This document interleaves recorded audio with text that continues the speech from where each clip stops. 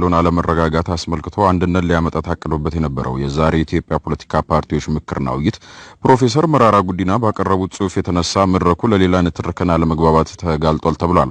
ፕሮፌሰር መራራ በጽሑፋቸው አጼ ምኒልክ የመሰረቱት ሀገር ፍጹም ህዝባችንን በመሬቱ አሽከርና ጭቁን ያደረገ የነፍጠኛ ስርዓት ነው ያሉት ፕሮፌሰሩ አሁንም እያጣለ ያለው ይኸው የነፍጠኛ ስርዓት ነው ብለዋል።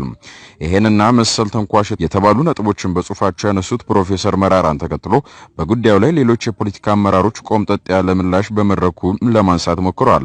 የአብኑ የህዝብ ግንኙነት ኃላፊ አቶ ጣሂር መሐመድ ፕሮፌሰሩ ያቀረቡት ጽሑፍ አሁን አገሪቷ ላለችበት ምስቅልቅል የባሰ ቤንዚን አርከፍካፊና ምናልባትም እሳቸው ብሶት እየቆሰቆሱበት ያለው የአኖሌ ታሪክ የሚያስንቅ አጀንዳ በኦሮሞ ኤክስፓንሽን ጊዜ የተፈጠሩ ዘግናኝ ድርጊቶችን በመምዘዝ ብሶት ማስነሳትና ማስለቀስ ይቻል ነበር፣ ለዛሬዋ ኢትዮጵያ ስለማይጠቅም እንጂ ሲሉ ትዝብታቸውን አጋርተዋል። ሌላኛው በጉዳዩ ላይ በመድረኩ ለፕሮፌሰሩ ጽሑፍ አስተያየታቸውን የሰጡት የመኢአዱ አቶ ማሙሸት አማረ ፕሮፌሰር መራራ አንዲትም ተጨባጭ ማስረጃ የሌለው የአኖሌ ታሪክ ማቀንቀናቸውን ከሳቸው የማይጠበቅ መሆኑን በመጥቀስ በአሁኑ ሰዓት ዳውን ኢትዮጵያ የሚለው ትውልድ እንደ ዋና ግብዓት የሚያገለግለው የእሳቸውና መሰሎቻቸው ትርክት እንደሆነ በመጥቀስ ይህን ትርክት ማቀንቀናቸውን ክፉኛ ኮንነዋል። ፕሮፌሰር መራራ ለዚህ ቆስቋሽም ሆኗል ነው ያሉት። ከጦርነቶቹም የባሰ ትልቁ ነገር አጼ ምኒልክ የፈጠሯት ኢትዮጵያ ምን አይነት ነበር የሚለው ነው።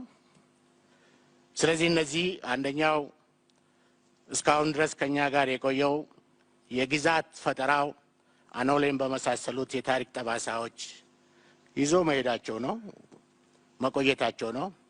ሁለተኛው እና ዋናው ነገር ግን ከማቅናቱ ጋር የተፈጠረው የፖለቲካ ኢኮኖሚ ነው። ይህም በነፍጥ ላይ የተመሰረተ የፖለቲካ ኢኮኖሚ ዛሬም እያወዛገበን ያለው የነፍጠኛ ስርዓት የሚባለው ነው። ለማቅናት የተሰማራው የፊውዳል ሰራዊት የገባር ህዝቦችን ነጻነት ቀምተዋል፣ መሬታቸውን ዘርፈዋል። ህዝባችን በገዛ መሬታቸው ላይ ጭሰኛና አሽከር ሆነዋል።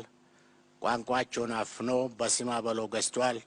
ባጭሩ እጅግ በጣም ዘግናኝና ጨካኝ የሆነ የፖለቲካ ስርዓት ጭኖባቸዋል።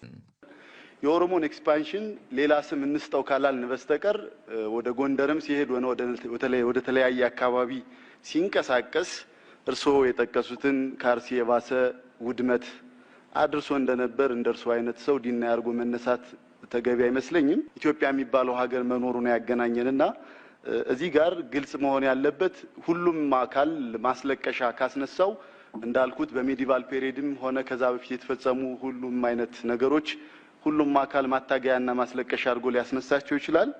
ስለዚህ ከሚኒሊክ የተነሳው የታሪክ አተራረኮ እምብዛም አሁንም ለምንፈልገው የናሽናል ዲያሎግ አቀራራቢ አይሆንም።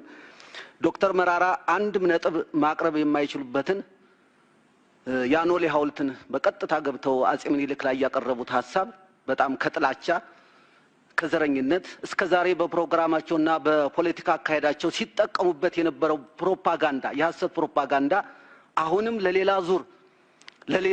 ዙር የኢትዮጵያውያን ወንድሞቻችንና እህቶቻችን ኢትዮጵያውያን እልቂት የሚጋብዝ ከዚህ የጨለማ አስተሳሰብ የማንወጣበትን ውይይት በመቅረቡ በመጀመሪያ ደረጃ አዝኛለሁ። በዓለም ታሪክ ውስጥ አሁን ባለው በመንሰማው እኮ ኢትዮጵያ ዳውን ኢትዮጵያ ብሎ የመጣ ህዝብ አሁን እነ ፕሮፌሰር መራራ የሚቆሰቁሱት እንደሆነ ይገባናል። በዓለም ላይ ሀገሬ ትፍረስ ብሎ በሌላ ሀገር ላይ የወጣ ህዝብ እኔ ሰምቼ አላቅም። ወደፊት